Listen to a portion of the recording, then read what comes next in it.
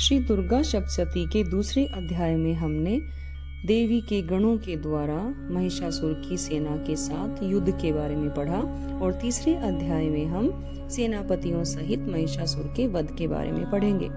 इसमें महर्षि मेधा ने कहा, महिषासुर की सेना नष्ट होती देखकर उस सेना का सेनापति चिक्षुर क्रोध में भर देवी के साथ युद्ध करने के लिए आगे बढ़ा।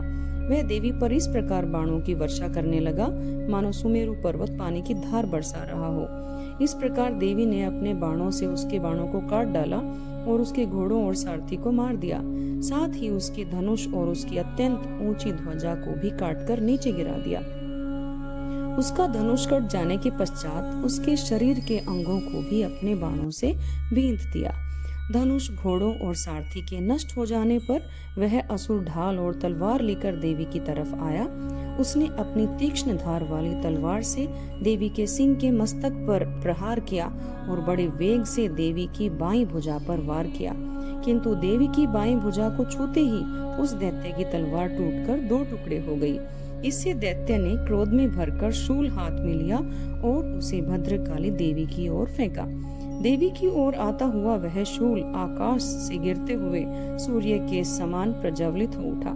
उस शूल को अपनी ओर आता देखकर देवी ने भी शूल छोड़ा और महाअसुर के शूल के 100 टुकड़े कर दिए और साथ ही महाअसुर के प्राण भी हर लिए।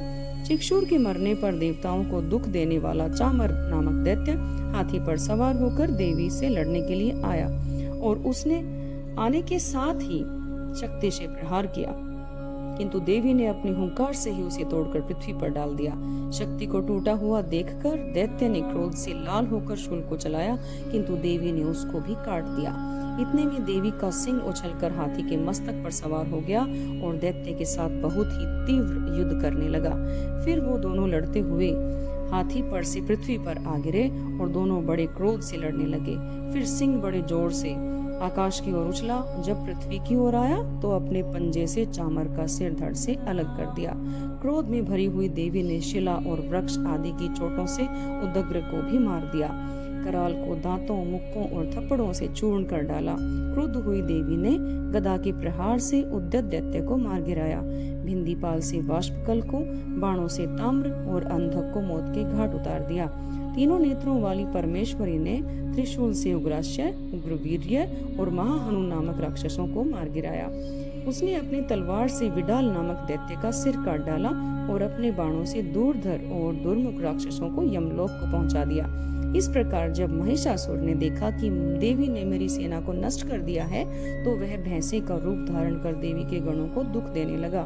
उन गणों में कितनों को उसने मुख के प्रहार से, कितनों को खुरों से, कितनों को पूंछ से, कितनों को सींगों से, बहुतों को दौड़ने के वेग से, अनेकों को सिंहनाद से, कितनों को चक्कर देकर और कितनों को श्वास वायु के झोंकों से पृथ्वी पर गिरा दिया। वह दैत्य इस प्रकार गणों की सेना को गिरा देवी के सिंह को मारने के लिए दौड़ा। इस पर देवी को बड़ा गुस्सा आया।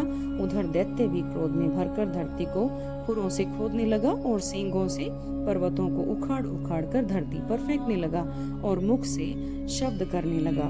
महिषासुर के वेग से चक्कर देने के कारण पृथ्वी क्षुब्ध होकर फटने लगी।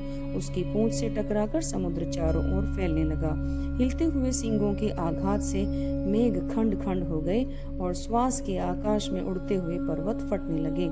इस तरह क्रोध में भरे हुए राक्षस को देख चंडिका को भी क्रोध आ गया और वह उसको मारने के लिए क्रोध में भर गई। देवी ने पाश फेंककर दैत्य को बांध लिया और उसने बंध जाने पर दैत्य का रूप त्याग दिया और सिंह का रूप बना लिया। और जो ही देवी उसका सिर काटने के लिए तैयार हुई, उसने पुरुष का रूप बना लिया जो कि हाथ में तलवार लिए हुए था। देवी ने तुरंत ही अपने बाणों के साथ उस पुरुष को उसकी तलवार ढाल सहित बींध डाला। इसके पश्चात वह हाथी के रूप में दिखाई देने लगा और अपनी लंबी सूंड से देवी के सिंह को खींचने लगा और गरजने लगा। देवी ने अपनी तलवार से उसकी सूंड काट डाली। तब राक्षस ने एक बार फिर भैंसे का रूप धारण कर लिया और पहले की तरह चर अचर जीवों सहित समस्त त्रिलोकी को व्याकुल करने लगा। इसके पश्चात क्रोध में भरी हुई देवी बारंबार उत्तम मधु का पान करने लगी और लाल लाल नेत्र करके हंसने लगी।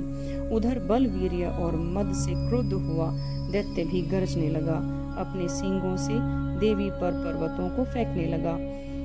देवी अपने बाणों से उसके फेंके हुए पर्वतों को चूर्ण करती हुई बोली, ओ मूढ़, जब तक मैं मधुपान कर रही हूँ तब तक तू गर्ज ले। इसके पश्चात मेरे हाथों तेरी मृत्यु हो जाने पर देवता गरजेंगे। महर्षि मेधा ने कहा। यूं कहकर देवी उछलकर उस दैत्य पर जा चढ़ी और उसको अपने पैर से दबाकर शूल से उसके गले पर आघात किया।